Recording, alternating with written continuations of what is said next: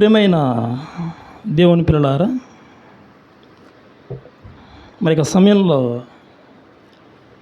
దేవుడు వ్రాయించినటువంటి జీవగ్రంథంలో నుండి కొన్ని ప్రాముఖ్యమైన విషయాలతో కూడినటువంటి చక్కటి దైవ సందేశం మనం నేర్చుకుందాం.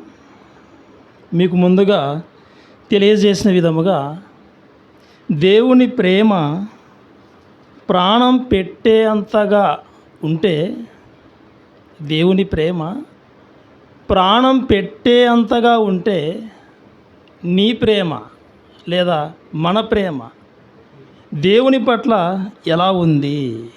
మరొకసారి, దేవుని ప్రేమ ప్రాణం పెట్టేంతగా ఉంది. నీ ప్రేమ లేదా మన ప్రేమ ఆ దేవుని పట్ల ఎలా ఉంది అన్నటువంటి చక్కటి విషయాలు ఇక సమయంలో నేర్చుకుందాం. దేవుని గురించినటువంటి ఒక మంచి స్వభావం, ఆయన ప్రేమాస్వరూపి. దేవుడి యొక్క లక్షణం ఏంటంటే ఆయన ప్రేమాస్వరూపి.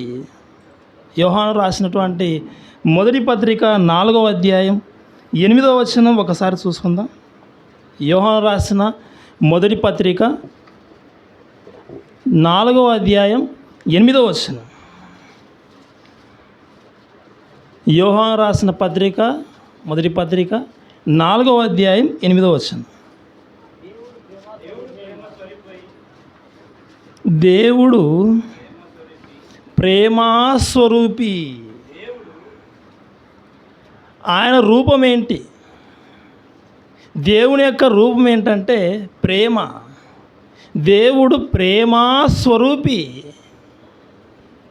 పుట్టినోట్లో కిందికి వెళ్ళిపోతే ఒక అంకె దగ్గర ఏముందంటే దేవుడు ప్రేమ అయి ఉన్నాడు. దేవుడు ప్రేమ అయి ఉన్నాడు. దేవుడు ప్రేమాస్వరూపి. అసలు ప్రేమ అంటే ఆ 2 అక్షరాల పదం దగ్గర, ఆ 2 అక్షరాల ప్లేస్లో ఆ ప్రేమ అనే పదాన్ని పక్కన పెట్టేస్తే దేవుడు. దేవుడు అన్న చోట ప్రేమ, ప్రేమ అన్న చోట దేవుడు. దేవుడు ప్రేమాస్వరూపి.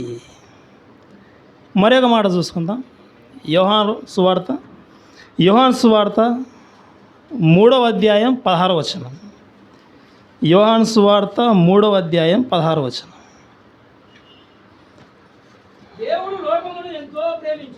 దేవుడు లోకమును ఎంతో ప్రేమించెను. దేవుడు ప్రేమాస్వరూపి. దేవుడు ప్రేమ అయి ఉన్నాడు. ఆ ప్రేమ గల దేవుడు లోకాన్ని ప్రేమించాడు. ఈ లోకాన్ని ఎంత ప్రేమించాడు అంటే దేవుడు చెబుతా ఉన్నాడు, నేను ఈ లోకాన్ని ఎంత ప్రేమించానంటే ఇదిగో ఎంతో ప్రేమించాను. ఎంతో ఎంత ప్రేమించాడు? ప్రతిదానికి ఒక విలువ, ప్రతిదానికి ఒక క్యాలిక్యులేషన్, ప్రతిదానికి ఒక కొలత చెప్పవచ్చు మనం. అయితే దేవుని ప్రేమకు కొలత ఎంత? దేవుని ప్రేమ ఈ లోకం మీద ఎంత? దేవుడు చెబుతున్నాడు, విలువ చెప్పలేదు కానీ నేను లోకాన్ని ఎంతో ప్రేమించాను. లోకం అంటే ఈ సృష్టిలో ఉన్నటువంటి ఈ జీవరాశులు, ఈ పర్వతాలు, ఈ పుట్టలు, ఈ పురుగులు, వీటి గురించి కాదు. ఈ లోకంలో ఉండేటువంటి మన గురించే, మనిషి గురించే, మనుషుల గురించే చెప్తా ఉన్నాడు దేవుడు. ఈ లోకాన్ని నేను ప్రేమించాను, ఎంతో ప్రేమించాను. దేవుడు ప్రారంభంలో సృష్టిని చేశాడు. ఈ సృష్టిని ఎన్ని దినాలలో చేశాడంటే 6 దినాలలో సృష్టిని కలుగజేశాడు. 6 దినాలలో ఆయన సృష్టి చేసే సమయంలో ప్రతిరోజు ఆయన ఎన్నింటినో చేశాడు. బైబిల్ చదివేటువంటి వారికి మొదటి దినంలో ఏం చేశాడు, 2వ దినంలో ఏం చేశాడు, 3వ దినంలో ఏం చేశాడు, ఇలా చదువుకుంటూ వెళ్ళిపోతే 6 దినాలలో ఆయన చేసినవన్నీ ఆయన కష్టం. ఆ 6వ దినముననే దేవుడు మనిషిని చేశాడు. 6 దినాల కష్టం, 6వ దినముననే మనిషిని చేశాడు. ఈ మనిషి కోసం, ఈ మట్టి మనిషి కోసం దేవుడు ఎన్నింటినో కలుగజేశాడు. ఈ మనిషికి అవసరమయ్యేటువంటి ప్రాథమికమైనటువంటి వసతులు లేదా వనరులు. మొదటిగా ఈ మానవాళికి ఏం కావాలంటే గాలి కావాలి, ప్రాణవాయువు, ఆక్సిజన్ పీల్చుకోవాలి. అది లేకపోతే మనిషి బ్రతకలేడు, చచ్చిపోతాడు. మనిషి పీల్చుకునేది ప్రాణవాయువు చెట్ల నుండి. ఆ చెట్లకు ఇచ్చేది మనిషి కార్బన్ డైఆక్సైడ్. ఇది మనం చదువుకున్న పాఠాలలో, బడిలో చెప్పినటువంటి పాఠాల్లో ఉన్నాయి. ప్రియమైన దేవుని పిల్లారా, గాలిని ఇచ్చిన దేవుడే. ఈ గాలి ప్రాథమిక అవసరం. ఈ గాలి గురించి మనిషి రకరకాలుగా మాట్లాడతాడు. చల్లగాలి, పైరుగాలి, ఇక రకరకాలుగా పిల్లగాలి. నువ్వు ఎన్ని పదాలు మాట్లాడినా కానీ ఈ గాలిని ఇచ్చింది దేవుడే. తన ధనాగారంలో నుండి రప్పించువాడు, గాలిని రప్పించేది కూడా దేవుడే. ఆయన మాట విన్నప్పుడు చల్లగాలి, ఆయన మాట వినని రోజు పెనుగాలి మన మీదకి వచ్చేస్తుంది. అదేవిధంగా రెండవదిగా ఈ మనిషికి, ఈ మానవాళికి ఏది అవసరం అంటే గాలి తర్వాత నీరు అవసరం. కొద్ది సమయం సేపు నీళ్ళు లేకపోతే గొంతు ఎండుకుపోతుంది. నీళ్ళు లేక దప్పిక తీరక చచ్చిపోయిన వాళ్ళు కూడా ఉన్నారు. ఈ మానవాళికి నీరును కూడా ఇస్తున్నది కూడా దేవుడే. దేవుడు ప్రారంభంలో చేసినప్పుడు అన్నీ మంచివే చేశాడు, మంచి గాలి, మంచి నీరు. కానీ ఈరోజు నీళ్ళు బయట తాగాలన్నా కానీ తాగలేని పరిస్థితి. డబ్బులు పెట్టి కొనుక్కొని తాగవలసిన పరిస్థితి వచ్చేసింది. అందరు ఫిల్టర్ వాటరే, బోర్ వాటర్ ఎవరు తాగే పరిస్థితులు లేరు. అవసరమైతే నీళ్ళు అందుబాటులో లేకపోతే తాగకుండానే ఇంటికి వెళ్ళిపోతారు. మంచి నీరు కావాలి, ఇదిగో ఫిల్టర్ వాటర్ కావాలి, ఇదిగో కిన్లే వాటర్ బాటిల్, రకరకాల కంపెనీలు వచ్చాయి. ఆ కంపెనీలో వచ్చిన స్పెషల్ వాటరే కావాలి మనిషికి. ఇదిగో అందులో మంచి ఉంది. ప్రకృతిలో మంచి లేదు, చెడిపోయిందని ఇదిగో మనిషి వదిలేస్తూ ఉన్నాడు.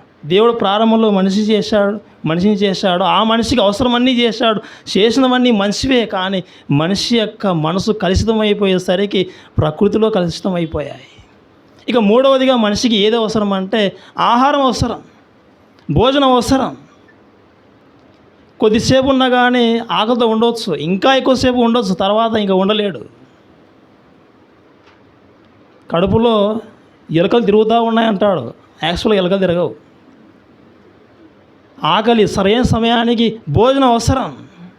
ఈ మనిషి భోజనం తినే విషయంలో కూడా తనకిష్టమైనటువంటి అభిప్రాయాలు వెల్లబుస్తాడు. ఇదిగో పలానా ఆహారం అంటే నాకు ఇష్టం, ఇదిగో పలానా భోజనం అంటే ఇష్టం.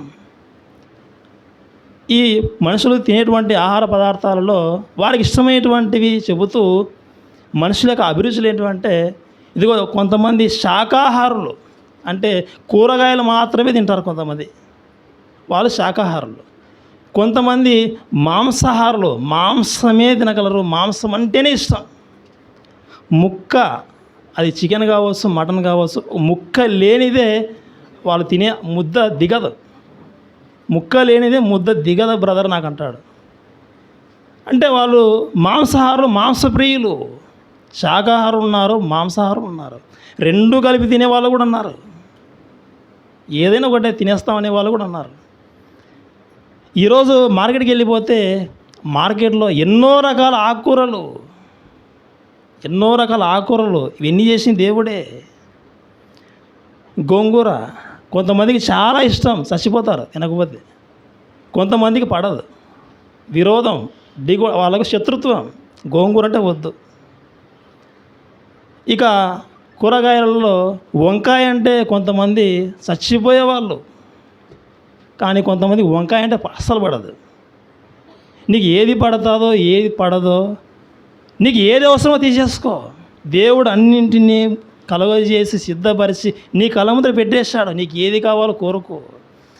దేవుడు ప్రేమతో అన్నీ చేశాడు. ప్రేమైన దేవుని పిల్లలారా, ఇక మాంసాహారం వండేటప్పుడు మసాలా బాగా వేసిన తర్వాత, బాగా మసాలా వచ్చేసింది అని చక్కగా భోజనం తిన్న తర్వాత చెప్పుకుంటారు. ఆ మసాలా ఇచ్చింది కూడా దేవుడే. మసాలా దేవుందే, మనది కాదు. అన్నీ దేవునివే. ఆయన ఇచ్చినటువంటి గాలిలో, ఆయన ఇచ్చినటువంటి నీరులో, ఆయన ఇచ్చిన పదార్థాలలో ప్రతి దానిలో ఆయన ప్రేమ ఉంది. ప్రేమైన దేవుని పిల్లలారా, ఇవన్నీ మన కోసమే చేశాడు. మన మనసును ఎరిగి ఆయన ముందే చేశాడు. ప్రారంభంలో మనిషి పుట్టక మునిపే ఆ మనిషి కోసం ముందే చేశాడు. తల్లిదండ్రులు ఉంటారు, వివాహమయ్యేటువంటి దంపతులు ఉంటారు, పుట్టబోయే శిశువు ఇంకా పుట్టి ఉండదు. ఆలోచన ముందు చూపు, ముందే బట్టలు కొనేస్తారు. ఇంకా పుట్టని లేదు బిడ్డ. ఇంకా ముందే ఎక్కడో ఒక స్కూల్ చూసి ఆ స్కూల్లో సీటు దొరుకుతుందో లేదో అని ముందే సీటు మా పాపకు ఉండాలని ముందే రాయించేసుకుంటారు. ఇంకా పుట్టనే లేదు. అంటే ముందు చూపు. దేవుడు కూడా ముందు చూపుతోనే మన భూమి మీద అడుగు పెట్టక మునిపి అన్నీ దేవుడు కలుగజేశాడు, సిద్ధం చేశాడు. ఇప్పుడు చూడండి ఒక మంచి మాట, దేవుని యొక్క మనసు చూడండి. మత్తయి సువార్త 6వ అధ్యాయం, మత్తయి సువార్త 6వ అధ్యాయం 8వ వచనం. మత్తయి సువార్త 6వ అధ్యాయం యేసుక్రీస్తు వారు చెప్పినటువంటి మాట, తండ్రి మనస్సు ఏంటో చెప్తా ఉన్నాడు చూడండి. మత్తయి సువార్త 6వ అధ్యాయం 8వ వచనంలో, మీరు మీ తండ్రిని అడుగక మునుపే మీకు అక్కరగా ఉన్నవేవో ఆయనకు తెలుసు. నువ్వు మోకాళ్ళు వేసి గంటలు ప్రార్థన చేయక మునిపే, నువ్వు అడగక మునిపే నీ అక్కర్లన్నీ ఎరిగిన దేవుడు. యేసుక్రీస్తు వారు చెబుతూ ఉన్నారు, ప్రభువా నేను భూమి మీద అడుగు పెట్టబడుతున్నాను, ఇదిగో అన్నీ ఉండాలి అని అడిగామా? మనం అడిగామా? మార్కెట్కి పంపేటప్పుడు మొత్తం లిస్ట్ అంతా రాసేసి, ఇంట్లో ఉన్న గృహిణి ఒక భార్య తన భర్తకు లిస్ట్ అంతా రాసి ఇచ్చేస్తుంది. వెళ్ళిపోతాడు, తీసుకొని వస్తాడు, ఏదైనా మర్చిపోయాడంటే ఇక గొడవ. దేవుడు అన్నీ కలువ చేశాడు, ఇది లేదు అని మన చేతు అనిపించుకునేవాడు కాదు. అడగక మునిపే మన మనసెరిగిన దేవుడు అన్నింటినీ చేశాడు. మన చదివిన మాట మరొకసారి చదువుదాం. మీరు మీ తండ్రిని అడగక మునిపే మీకు అక్కరగా ఉన్నవేవో ఆయనకు తెలుసు. మనం అడగక మునిపే ఆయనకు తెలుసా? మన మనసు ఆయనకు ముందే తెలుసా? అడగ ముందే మన కోసం అన్నీ ఇచ్చేస్తాడా? ఇచ్చేస్తాడు. ఆయనకు తెలుసు. దేవుడు అడగ మునిపే అవసరం వచ్చినప్పుడు చేస్తాడు, మనకి ఇచ్చేస్తాడు. అది ఆయన ప్రేమ. ఇంట్లో కూడా భర్త తన భార్యకి ఏది అవసరమో అడగ మునిపే ఇదిగో బర్త్డే వచ్చేస్తూ ఉంది, ఆమెకి ఏమి ఇష్టం ఆలోచించి ఎంక్వైరీ చేసి తెలియకుండానే ఇచ్చేసి సర్ప్రైజ్ చేసేస్తాడు. అడగ మునిపే తెచ్చావని ఆమె కూడా సమరపడుతుంది. దేవుడు కూడా ప్రేమగల దేవుడు. మన అడగ మునిపే ఆయన ఇవ్వడానికి సిద్ధంగా ఉన్నాడు. కానీ మనుషులైతే అడిగినా కానీ ఇస్తారంటే ఇవ్వరు. దేవుడు అడగపోయినా ఇచ్చేస్తాడు, కానీ మనిషి అడిగితే ఇవ్వలేడు. ఎందుకంటే మనసుది లేదు కాబట్టి. పోనీ అడిగినా కానీ ధైర్యం చేసినా కానీ అసలు ఇవ్వలేడు, ముందడుగు వేయలేడు. ప్రేమైన దేవుని పిల్లలారా, పరలోకపు తండ్రి ఆయన ప్రేమ గలవాడు. ఆయన మన మనసెరిగిన దేవుడు. మన కోసం ఎన్నింటినో చేశాడు, ఎన్నో మేలులు చేశాడు. ఆయన మేలు గురించి చెప్పుకుంటూ వెళ్ళిపోతే ఇన్ని క్లాసులు సరిపోవు, ఒక క్లాస్ సరిపోదు. ఇక నేను చెప్పుకుంటూ వెళ్ళిపోతాను, మీరు వింటూ ఉండాల్సిందే. నేను చెప్పడానికి నేను అలసిపోతాను, వినడానికి మీరు టైం కేటాయించారు. అంత ప్రేమ ఉంది, ఎన్నో మేలు చేశాడు. ప్రేమైన దేవుని పిల్లలారా, ఆయన యొక్క మనసు గురించి ఇంకొక మాట చదువుకుందాం. ఆయన మన విషయమై ఎలాంటి ఆలోచనతో ఉన్నాడు. పేతురు రాసినటువంటి మొదటి పత్రిక 5వ అధ్యాయం 7వ వచనం. పేతురు రాసిన మొదటి పత్రిక 5వ అధ్యాయం 7వ వచనం. ఆయన ఎవరో దేవుడు, ఆయన మనల్ని గూర్చి ప్రేమగల దేవుడే. ఆయన పరిస్థితి ఏంటంటే ఆయన మనల్ని గూర్చి చింతించుచున్నాడు.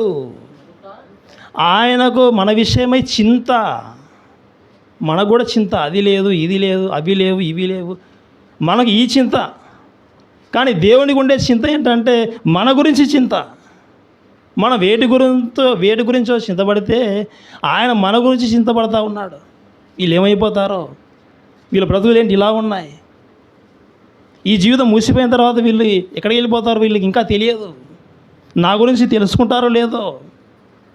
ఆయన బాధ, ఆయన ఆవేదన, ఆయన చింత. ప్రియమైన దేవుని పిల్లలారా, ప్రేమగల దేవుడు ఆయన ఎంతో ప్రేమించాడు. అడగ మునిపి అన్నీ ఇచ్చాడు. అన్నీ ఇచ్చిన దేవుడు ప్రేమ చూపుతూ మన విషయమై ఆయన చింతిస్తూ ఉన్నాడు. ఇంకా ఆయన ప్రేమ గురించి కొన్ని మాటలు చదువుకుందాం. కీర్తనల గ్రంథం 139వ అధ్యాయం 2వ వచనం.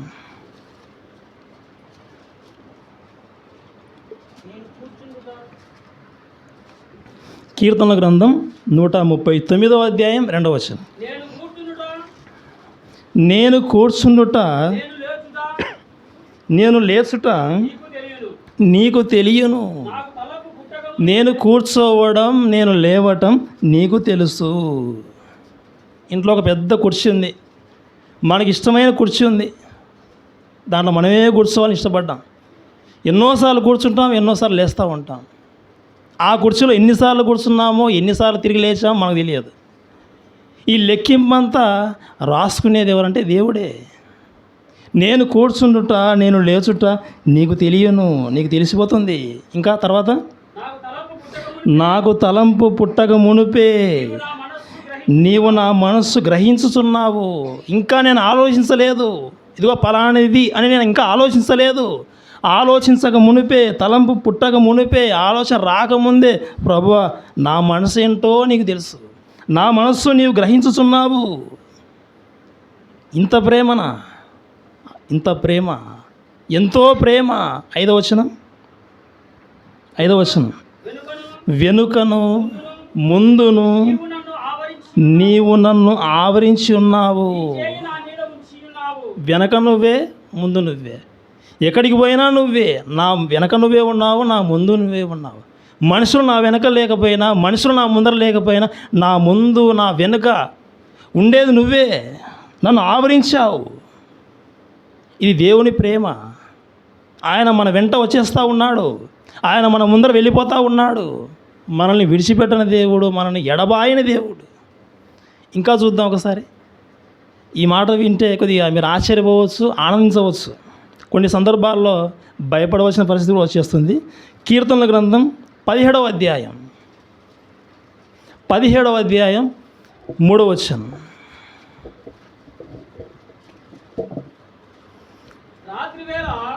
కీర్తనల గ్రంథం 17వ అధ్యాయం 3వ వచనం.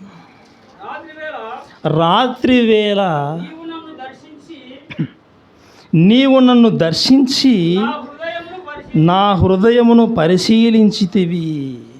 రాత్రివేళ నీవు నన్ను దర్శించి, ఏ సమయంలో? రాత్రి సమయంలో మనం ఏం చేస్తాం? నిద్రపోతాం. అంటే నిద్రపోయేటప్పుడు కూడా దేవుడు వచ్చేస్తున్నాడా? అంటే నిద్రపోయేటప్పుడు కూడా దేవుడు వదిలిపెట్టాడు. ఎవరైనా బంధువులు, అతిథులు ఇంటికి వచ్చిన తర్వాత వాళ్ళకి ఏ డిస్టర్బెన్స్ లేకుండా ఒక రూమ్లోకి వెళ్ళిపోండి, ఆ రూమ్ మీకే, అక్కడ వెళ్ళిపోయి రెస్ట్ తీసుకోండి, ఇక ఏ డిస్టర్బెన్స్ చేయం మిమ్మల్ని అంటాం మనం.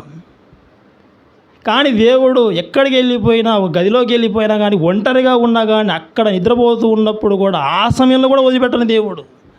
ఆ సమయంలో కూడా వచ్చేసి మన దగ్గరకు వచ్చేసి ఆయన చూస్తూ ఉన్నాడు. రాత్రివేళ నీవు నన్ను దర్శించి నా హృదయమును పరిశీలించితివి. ఈ మాట విన్న తర్వాత మనకు ఎలా ఉందంటే చాలా సంతోషం. ప్రభువా, చుట్టూ ఎవరు లేకపోయినా ఇదిగో నువ్వు ఉన్నావు. రాత్రివేళ కూడా నా పక్కన నువ్వే ఉన్నావు. ఇక నాకేంటి భయం? నా మీద ఇంత ప్రేమ ఉంది, చాలా సంతోషం. అయితే అదే సమయంలో మనం భయపడవలసిన పరిస్థితి కూడా ఉంది. ఆ సమయాలలో నిద్రలోకి వెళ్ళిపోయి నువ్వు మంచం మీద పడక నిద్రలో ఉన్నప్పుడు నువ్వు చేసేటువంటి ఆలోచనలు, ఒకవేళ చెడు ఆలోచనలు నీ మనసులో ఉన్నాయా? ఆ సమయంలో నిద్రపోయేటప్పుడు అలాంటి ఆలోచన చేసుకుంటూ నిద్రపోతున్నావా?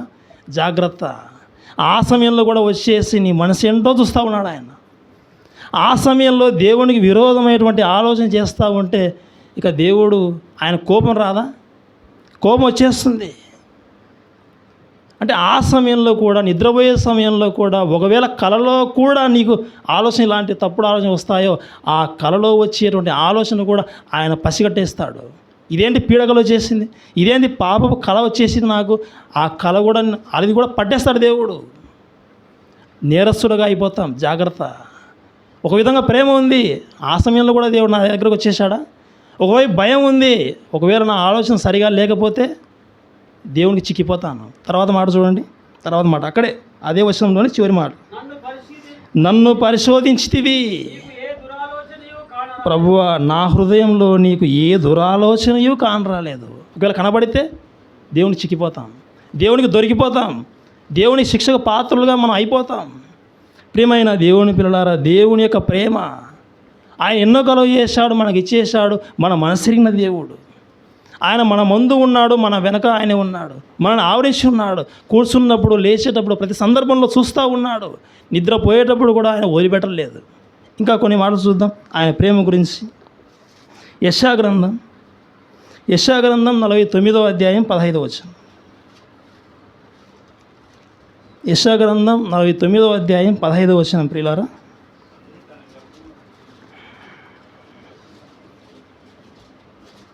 యెషయా గ్రంథం 49వ అధ్యాయం 15వ వచనం. స్త్రీ తన గర్భమున పుట్టిన బిడ్డను కరుణింపకుండా తన సంటి పిల్లను మరచునా. ఏ స్త్రీ అయినా తన గర్భాన పుట్టినటువంటి బిడ్డను మర్చిపోతుందా? తన గర్భాన పుట్టిన బిడ్డను కరుణింపకుండా మర్చిపోతుందా అని ప్రశ్న వేశాడు దేవుడు. మర్చిపోతుందా? ఈ లోకంలో చూస్తే అమ్మ గురించి ఎన్నో పాటలు వచ్చాయి. అమ్మ ప్రేమ అని అమ్మను ఆకాశం అంత ఎత్తుకు తీసుకుపోయారు పైకి. ఒక పాట ఉంది, ఏ పాట అంటే, 100 దేవుళ్ళు కలిసి వచ్చిన అమ్మ నీ ప్రేమ ఎవ్వరు చూపలేరు. ఇక మదర్స్ డే వచ్చిందనుకో, ఆ రోజు మదర్ గురించి ఫోటో పెట్టి ఎన్నో స్టేటస్లు పెట్టి ఆమెను హైలైట్ చేసేస్తారు. కానీ ఇక్కడ దేవుడు వేసే ప్రశ్న ఏంటంటే, ఒక స్త్రీ, ఒక తల్లి తన గర్భమును పుట్టినటువంటి బిడ్డను కరుణింపకుండా మర్చిపోతుందా? ఏ తల్లి అయినా తన బిడ్డ మీద కనికరం చూపకుండా ఉంటుందా? ఎందరో ఉన్నారు ఈ లోకంలో, మంచివాళ్ళు ఉన్నారు, కొంతమంది కీచక తల్లులు కూడా ఉన్నారు. పుట్టిన బిడ్డను వదిలించుకోవాలని చెత్తకుప్పలు వేసిన వాళ్ళు ఉన్నారు, పుట్టిన బిడ్డను చంపేసే వాళ్ళు ఉన్నారు. రీసెంట్గా ఒక న్యూస్ నేను చదివాను. అల్లరి చేస్తూ ఉందని భర్త ఆఫీస్కి వెళ్ళిపోయాడు, అల్లరి చేసేటువంటి ఆ పాపను చంపేసింది. చంపిన తర్వాత మెసేజ్ పెట్టింది. ఆ మెసేజ్ ఏంటంటే, నీకు బ్యాడ్ న్యూస్, నాకు గుడ్ న్యూస్. ఇక్కడ అల్లరి చేస్తూ ఉంది, ఈ గోల తట్టుకోలేక చంపేశాను, నాకు గుడ్ న్యూస్, నాకు నీ బిడ్డ చచ్చిపోయేది, నీకు బ్యాడ్ న్యూస్. ఆ మెసేజ్ పెట్టేసింది. ఈ లోకంలో తల్లులు తమ గర్భాన పుట్టినటువంటి బిడ్డలైనా సరే మర్చిపోవచ్చు, కానీ దేవుడు ఏమంటున్నాడు చూడండి, స్త్రీ తన వారైనా మర్చిపోతారు, వారైనా మరుచుదురు, కానీ నేను నిన్ను మరువను, నేను మర్చిపోను. దేవుని ప్రేమ. తర్వాత చూడండి 16వ వచనం, చూడుము నా అరచేతుల మీదనే నిన్ను చెక్కి ఉన్నాను. అరచేతుల్లో చెక్కేశాడట. అరచేతిలో వస్తువు ఉంటే 66 సార్లు చూసుకుంటాం. అరచేతిలో వస్తువు ఉంది అనుకో, అన్నిసార్లు కనబడతా ఉంటుంది. కానీ దేవుడు అదేవిధంగా ఆ ప్లేస్లోనే దేవుడు ఒక మహాశక్తిగా, ఒక మహా ఆత్మగా, ఒక మరి గొప్పగా ఊహించుకోండి ఒకసారి. ఆయన అరచేతి ఎంత పెద్దగా ఉంటుంది. ఆ అరచేతి మీద మన ఫోటోలు ఉన్నాయట. చూడము అరచేతి మీదనే నిన్ను చెక్కి ఉన్నాను. ఎందుకు? దేవుడు చూసుకోవడానికి. భర్త తన భార్యను చూసుకుంటూ ఉంటాడు ఎప్పుడు. ఫోటో పర్సు ఓపెన్ చేయడం చూడడం. తల్లిదండ్రులు తమ పిల్లల ఫోటోలు చూసుకోవడం ప్రతిసారి. ఎందుకు? ప్రేమ, దేవుని యొక్క ప్రేమ. ఆయన మర్చిపోడు. ప్రేమైన దేవుని పిల్లలు, ఇంకొక మాట చదువుకుందాం. యెషయా గ్రంథం 46వ అధ్యాయం, 4వ వచనం. యెషయా గ్రంథం 46వ అధ్యాయం 4వ వచనం. ముదిమి వచ్చు వరకు, ముసలితనం అయిపోయేంత వరకు, ముసలితనం అయిపోయేంత వరకు, ముదిమి అంటే ముసలితనం, ముసలితనం వచ్చేంత వరకు నిన్ను ఎత్తుకొనివాడ నేనే. ఎవరో మా పాపను ఎత్తుకోలేదు, మా బిడ్డను ఎత్తుకోలేదు, బాధపడవలసిన అవసరం లేదు. నేను పుట్టినప్పుడే మా తల్లిదండ్రులు చచ్చిపోయారు, నన్ను ఎవరు ఎత్తుకోలేదు, బాధపడవలసిన అవసరం లేదు. ఇదిగో నీ దేవుడైన యెహోవా, పరలోకపు తండ్రి, పుట్టింది మొదలుకొని ముదిమి వచ్చు వరకు, ముసలితనం అయ్యేంత వరకు నిన్ను ఎత్తుకున్నవాడు దేవుడే. ఇంకా తర్వాత ఇది కూడా పై మాట లాంటిది. నేనే తల వెంట్రుకలు నెరియు వరకు నిన్ను ఎత్తుకొని వాడను. తల వెంట్రుకలు నెరిసిపోతాయి, నల్లటి వెంట్రుకలు తెలుపు అయిపోతాయి. నల్లటి వెంట్రుకలు తెలుపుగా మారడానికి ఎన్నో కారణాలు ఉంటాయి. వయసురీత్యా, పోషకాహారం లోపం వలన త్వరగా మరి వచ్చేయడం, మనుషులు పాపాలు చేసినప్పుడు మరి శక్తి లోపం వలన మారిపోవడం, ఇలా రకరకాల సందర్భాల వలన ఇదిగో వెంట్రుకలు మారిపోవచ్చు. కానీ ఉద్దేశం ఏంటంటే, దేవుని యొక్క భావం ఏంటంటే, ఇదిగో ముసలితనం వచ్చేసరికి అలా వెంట్రుకలు మారిపోతాయి కాబట్టి ఆ వయస్సు వరకు, అంతటి వరకు, ముదివచ్చు వరకు, వయస్సు వచ్చేంత వరకు, వెంట్రుకలు నెరయు వరకు నిన్ను ఎత్తుకొని వాడను నేనే. ఇంకా నేనే చేశాను మిమ్మల్ని, సంకన పెట్టుకుని వాడను నేనే, నిన్ను ఎత్తుకొనుసు నిన్ను రక్షించువాడా నేనే. సంకన ఎత్తుకుంటాను, నా ప్రేమ. ఇదిగో ఒకరోజు నువ్వు చనిపోతావు, చచ్చిపోయే సమయంలో నిన్ను రక్షించేది కూడా నేనే. ఇంత ప్రేమ నా దేవునికి. మనం చనిపోతే మన వాళ్ళు పాడ మీద తీసుకొని వెళ్ళిపోయి శ్మశానంలో పూర్తి చేస్తారు.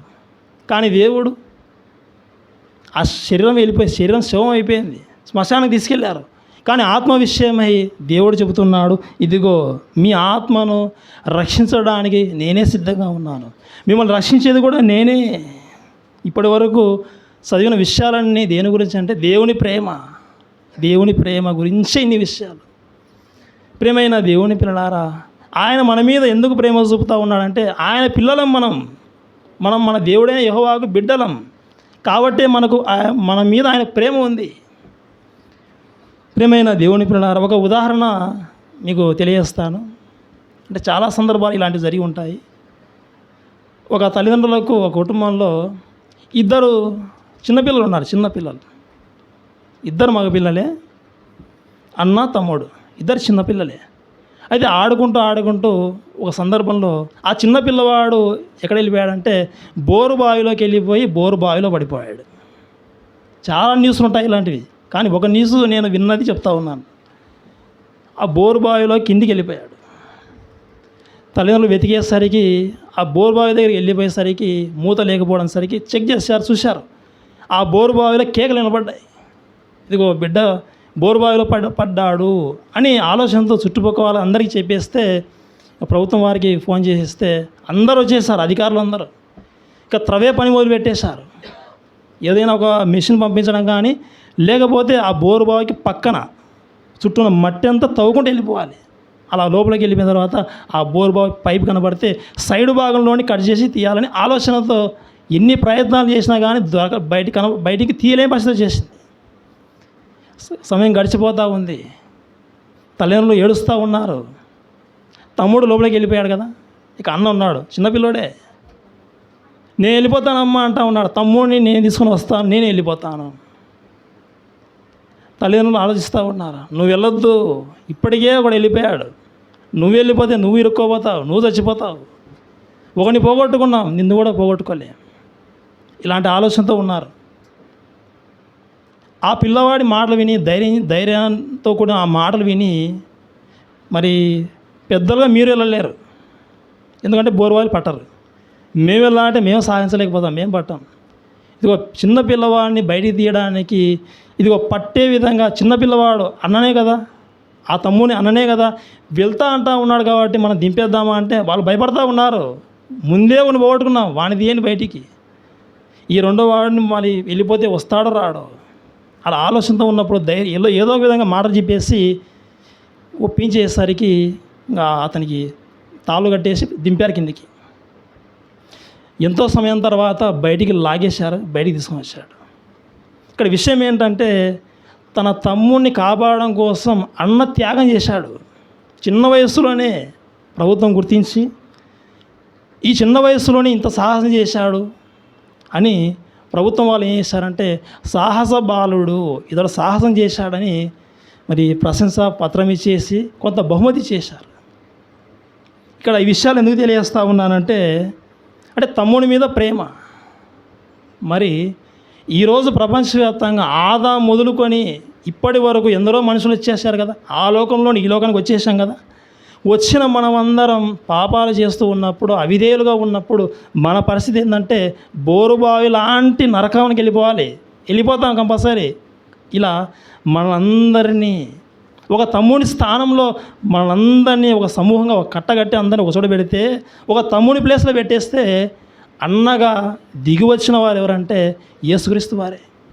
ఆయన ఆ లోకంలో ఈ లోకం దిగి వచ్చేసాడు మనల్ని కాపాడడం కోసం. ఇందులో ప్రేమ ఉంది, దేవుని ప్రేమ ఉంది. ఒక మాట చదువుకుందాం. రోమపత్రిక 8వ అధ్యాయం 32వ వచనం.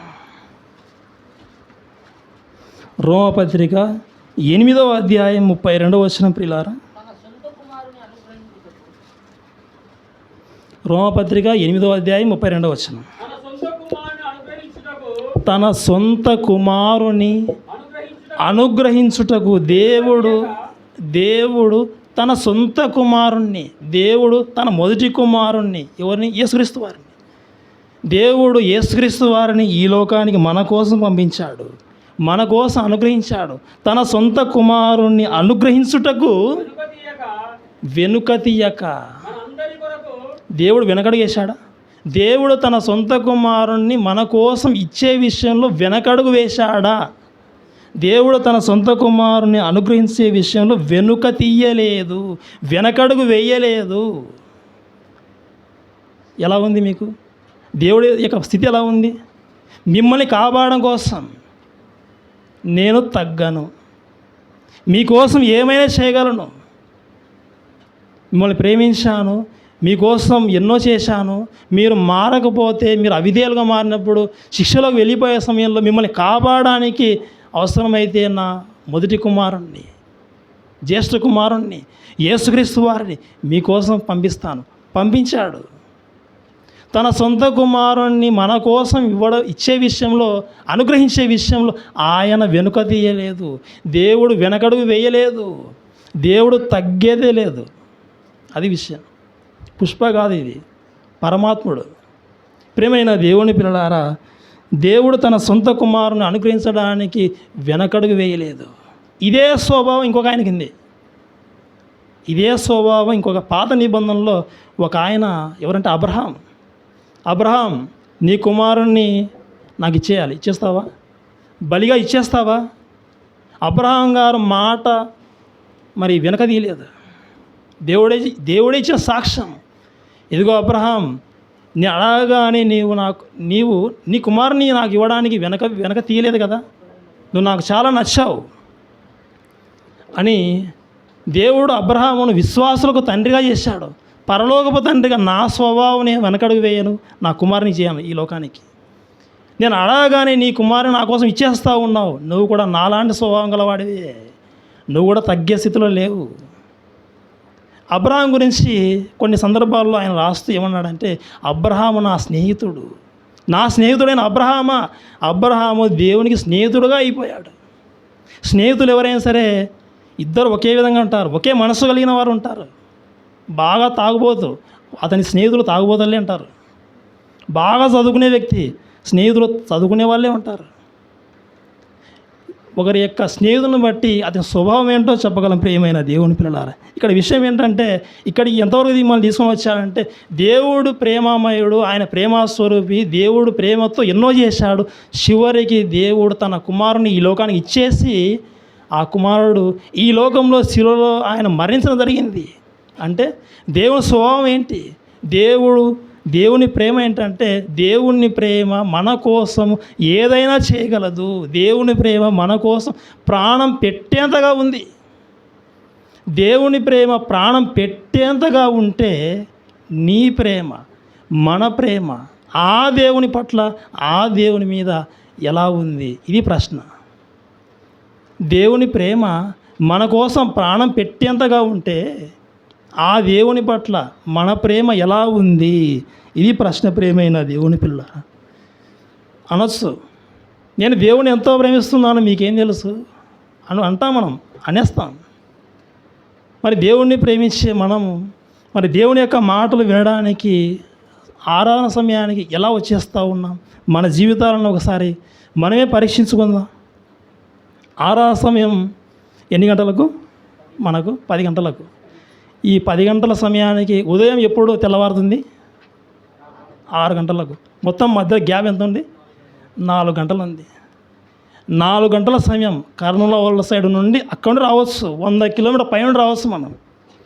కానీ మనం వచ్చే సమయానికి ఎంత టైం పడుతుందంటే, త్వరగా వచ్చే వాళ్ళు కొంతమంది, ఆలస్యంగా వచ్చే వాళ్ళు కొంతమంది, చివరిలో వచ్చే వాళ్ళు కొంతమంది, మధ్యలో వచ్చి జాయిన్ అయిపోయే వాళ్ళు కొంతమంది. దేవుడు చూస్తూ ఉన్నాడు. నేను మిమ్మల్ని ప్రేమించాను, ప్రాణం పెట్టేందుగా ప్రేమించాను. నా మాట వినడానికి మీరు ఎంత త్వరగా వస్తూ ఉన్నారు. నా మాటల మీద మీకు ఎంత ప్రేమ ఉంది. ఎవరో ఏదైనా మాటలు చెబితే చెవి ఇచ్చి ఇంకా వింటాం, చెప్పు చెప్పు చెప్పు అని. మరి దేవుడు తన మాట చెప్పాలనుకుంటున్నప్పుడు, ఆరాధన సమయం అయినప్పుడు దేవుని యొక్క మాటలు వినడానికి ఎలా వచ్చేస్తూ ఉన్నాం? దేవుని పట్ల, దేవుని మాటల పట్ల మన ప్రేమ ఎలా ఉంది? ఆయన పనులు చేసే విషయంలో మన ప్రేమ ఎలా ఉంది? దేవుని యొక్క వాక్యం అంటే నీకు ఇష్టంగా ఉందా? దేవుని యొక్క వాక్యం నేర్చుకోవాలని నీకు ఆతృత ఉందా? దేవుని యొక్క వాక్యం చెప్పబడతా ఉన్నప్పుడు నువ్వు రాసుకుంటూ ఉన్నావా? ఆయన చూస్తూ ఉన్నాడు. మన కోసము యేసుక్రీస్తు వారిని మనకు అప్పగించేసరికి మనల్ని కాపాడడం కోసం మన కోసం ఇచ్చాడు ఆయన. మన మీద ప్రేమ చూపాడు. ఆయన మీద మన ప్రేమ ఎలా ఉంది? దేవుని ఎలా ప్రేమించాలి చెప్పండి? మేము చేసేస్తామంటారా? అయితే చదువుకుందాం. మత్తయి సువార్త 22వ అధ్యాయం. మత్తయి సువార్త 22వ అధ్యాయం 36వ వచనం అనుకుంటాను చూడండి. ఒక ధర్మశాస్త్రోపదేశకుడు యేసు దగ్గర వచ్చేస్తాడు. మత్తయి సువార్త 22వ అధ్యాయం 36వ వచనం. బోధకుడా, ధర్మశాస్త్రంలో ముఖ్యమైన మాట ఏంటి? ధర్మశాస్త్రంలో ముఖ్యమైన మాట ఏంటి? ఆ మాట చెప్పు మాకు, ఆ మాట ప్రకారం జీవించేస్తాం అన్నప్పుడు యేసుక్రీస్తు వారు ఏమన్నాడు చూడండి. 37వ వచనం. అందుకు ఆయన, నీ పూర్ణ హృదయంతో, నీ పూర్ణ ఆత్మతోనూ, నీ పూర్ణ మనసుతోనూ నీ దేవుడైన ప్రభువును ప్రేమింపవలెను అనునదియే. నీ దేవుని నువ్వు ప్రేమించాలి, ఇది మొదటిది. తర్వాత చూడండి 38వ వచనం. ఇది ముఖ్యమైనదియు మొదటిదియునైన ఆజ్ఞ. ధర్మశాస్త్రంలో ముఖ్యమైన ఆజ్ఞ ఏది అని అడిగినప్పుడు యేసుక్రీస్తు వారు చెప్పిన సమాధానం, పూర్ణ మనసుతోనూ, పూర్ణ ఆత్మతోనూ, పూర్ణ హృదయంతోనూ నీ దేవుడైన యెహోవాను ప్రేమించాలి. ఇదే మొదటిది, ముఖ్యమైన ఆజ్ఞ. ఇది చెప్పాడు. దేవుని ప్రేమించాలి. ఆ దేవుడు నిన్ను ప్రేమించాడు, ఇప్పుడు నువ్వు దేవుని ప్రేమించాలి. అంతేనా? ఇంకా చెప్పాడు తర్వాత 39వ వచనం. నిన్ను వలె నీ పొరుగువాని ప్రేమింపవలెను, రెండవ ఆజ్ఞయు దాని వంటిదే. 2 ఆజ్ఞలు చెప్పాడు. మొదటిది దేవుణ్ణి ప్రేమించాలి, రెండవది నిన్ను వలె నీ పొరుగువాని ప్రేమింపవలెను. శరీరమే లేదు దేవునికి, ఆయన ఆత్మ. శరీరం లేనటువంటి ఆ దేవుణ్ణి, శరీరం ఉన్నటువంటి మనిషిని ప్రేమించాలి. ఇద్దరిని ప్రేమించాలి. కంటికి కనబడినటువంటి దేవుణ్ణి ప్రేమించాలి, కంటికి కనబడేటువంటి మనిషిని ప్రేమించాలి. ఈ 2 మాటలు కలిపి ఒక చోటు తీసుకెళ్ళాడు చూడండి. యోహాను రాసిన మొదటి పత్రిక ఈ 2 ఆజ్ఞలు కలిపేసి ఒక చోటు తీసుకెళ్ళాడు. కృత నిబంధనలోనే యోహాను రాసిన మొదటి పత్రిక 4వ అధ్యాయం 20వ వచనం. ఎవడైనను నేను దేవుని ప్రేమిస్తున్నాను బ్రదర్ అని ఒకవేళ చెప్పి తన కంటి కనబడేటువంటి కళ్ళ ముందర ఉండేటువంటి సహోదరుణ్ణి ద్వేషించిన ఎడల అతడు అబద్ధికుడు అగును. యోహాను రాసిన మొదటి పత్రిక 4వ అధ్యాయం 20వ వచనం. ఎవడైనను ఎవరైనను స్త్రీలలో ఎవరైనను ఒకవేళ వాళ్ళు కానీ ఏమనుకుంటారంటే, నేను దేవుని ప్రేమిస్తున్నాను బ్రదర్, నేను దేవుని ప్రేమిస్తున్నాను, ఆ దేవుడు నన్ను ప్రేమించాడు, నేను దేవుని ప్రేమిస్తూ ఉన్నాను, నేను దేవుని ప్రేమిస్తున్నానని చెప్పి తన సహోదరుని ద్వేషించినడలా అతడు అబద్ధికుడగును. తాను కళ్ళ ముందర చూసినటువంటి తన సహోదరుని ప్రేమింపని వాడు చూడని దేవుని ప్రేమింపలేడు. మత్తయి సువార్తలో చదివిన మాటలు, 2 మాటలు, దేవుని ప్రేమించాలి, సహోదరుని ప్రేమించాలి, అంటే పొరుగు అనండి. 2 విషయాలు చెప్పాడు. ఆ 2 మాటలు కలిపి ఇక్కడ తీసుకొని వచ్చాడు. ఆ 2 మాటలు కలిపాడు, ఆ 2 మాటలు లింకు చేశాడు. ఇది యూట్యూబ్ లింక్ కాదు, ఇది బైబిల్ లింకు. ప్రియమైన దేవుని పిల్లలారా, మనం దేవుణ్ణి ప్రేమించాలి. ఎందుకు? ఆ దేవుడు మనల్ని ప్రేమించాడు కాబట్టి.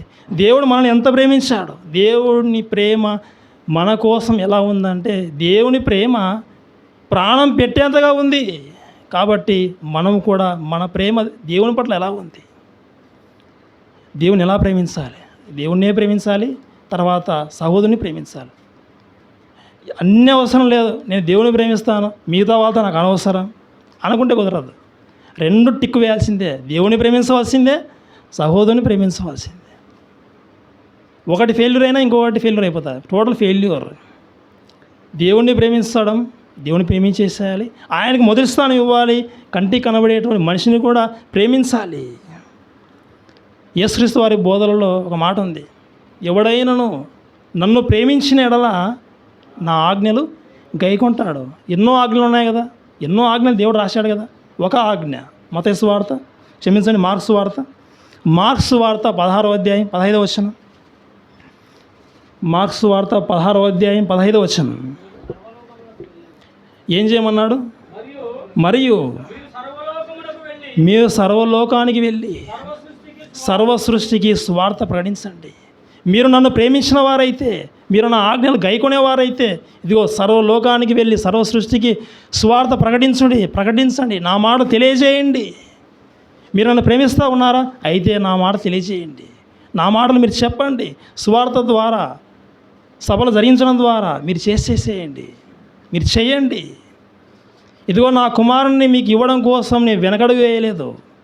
నన్ను ప్రేమించిన వారైతే నా కోసం మీరు చెప్పండి.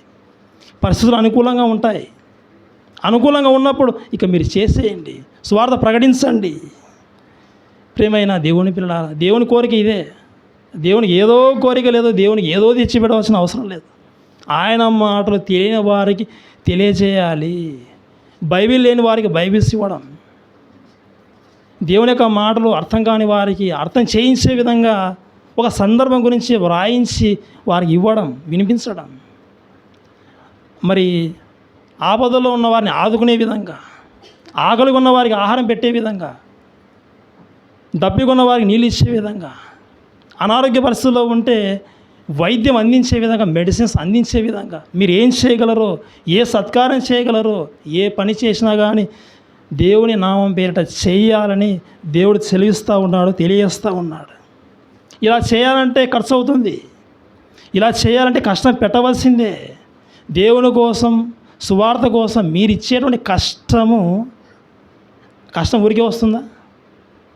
దాని అంతా అదే వస్తుందా జీతం? కష్టపడాలి, నువ్వు పని చేస్తావు. నువ్వు పని చేసే సమయంలో నువ్వు ఎంతో కష్టపడినప్పుడు, శ్రమపడినప్పుడు నీ ఒంట్లో ఉన్నటువంటి రక్తం ఆవిరైపోతుంది, కరిగిపోతుంది. పని చేస్తూ ఉన్నప్పుడు చెమట రూపంలో బయటకు వచ్చేస్తుంది. రక్తమే ఇదిగో శక్తి రూపంలో మారి తర్వాత మరి స్వేదం చెమట రూపంలో వచ్చేస్తుంది. నువ్వు కష్టపడి చెమటోర్చావు అంటే నీ రక్తాన్ని నువ్వు ఖర్చు చేస్తున్నావు, సంపాదించావు, ఆ కష్టాన్ని దేవుని కోసం ఇస్తూ ఉన్నావు అంటే నువ్వు కూడా ప్రాణం పెడుతూ ఉన్నావు. రక్తము ప్రాణం, రక్తము బైబిల్లో ఏమన్నాడు? రక్తము ప్రాణము. యేసుక్రీస్తు వారు డైరెక్ట్ శిలువలోకి వెళ్ళవలసిన పరిస్థితి. శిలువలో ఆయన మరణించాడు. ఆ సమయంలో చివరి రక్త బొట్టు వరకు కారిపోయింది. ఆయన శరీరం ఏమీ లేదు. నీ జీవితంలో నువ్వు డైరెక్ట్గా శిలువ ఎక్కవలసిన అవసరం లేదు. నువ్వు పని చేసేటప్పుడు నీ రక్తమే, నీ శరీరంలో రక్తమే అది చెమట రూపంలో మారిపోతుంది. నువ్వు కష్టపడిన కష్టాన్ని దేవునికి ఇచ్చేస్తున్నావు కదా, అంటే నీ రక్తాన్ని కూడా నువ్వు దేవునికి ఇచ్చేస్తున్నావా? నీ రక్తాన్ని కూడా నువ్వు పెడుతున్నావా? పెడుతున్నావు. దేవుని ప్రేమ ప్రాణం పెట్టేంతగా ఉంటే నీ ప్రేమ కూడా ఎలా ఉండాలంటే ఇలాగే. దేవుని కోసం కష్టపడినప్పుడు, నీ కష్టాన్ని ఇచ్చినప్పుడు, ఆ కష్టంలో నీ రక్తం కూడా పెడుతున్నావు కదా. కాబట్టి నువ్వు కూడా రక్తాన్ని పెడుతూ ఉన్నావు. ఎవరైనా మనకు 5,000 ఇచ్చారు, తిరిగి ఎంత ఇవ్వాలి? మనం 5,000 ఇవ్వాల్సిందే కదా.